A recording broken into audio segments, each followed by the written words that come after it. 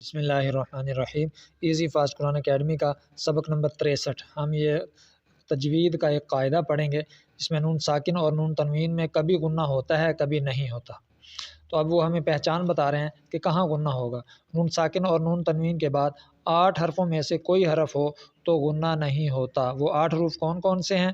حمزہ، ہا، عین، حا، غین، خا، لام، را۔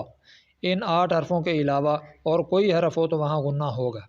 پھر آگے وہ کہنا چاہتے ہیں کہ غنہ کسے کہتے ہیں؟ غنہ ناک میں آواز لے جانے کو کہتے ہیں۔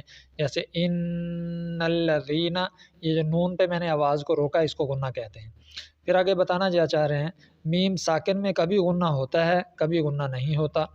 میم آگے پھر کب غنہ ہوتا ہے؟ میم ساکن کے بعد میم اور با یہ 2 لفظ آ جائیں تو میم ساکن میں غنہ ہوتا ہے۔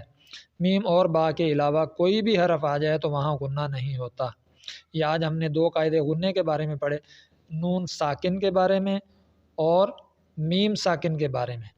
اس لیے کہ ہم نے ساکن والی تختی پڑھی ہے تو اس لیے ساتھ انہوں نے یہ بھی ہمیں آج بتا دیا کہ جہاں نون ساکن ہو اس کے بعد 8 حرف آ جائیں تو ان میں غنہ نہیں ہوگا، اس کے علاوہ کوئی اور حرف آ جائے تو وہاں غنہ ہوگا۔ اور میم ساکن کے بعد اگر میم اور با آ جائیں تو پھر وہاں غنہ ہوگا، اس کے علاوہ غنہ نہیں ہوگا۔ کل ملتے ہیں اگلے سبق کے لیے۔ اللہ حافظ۔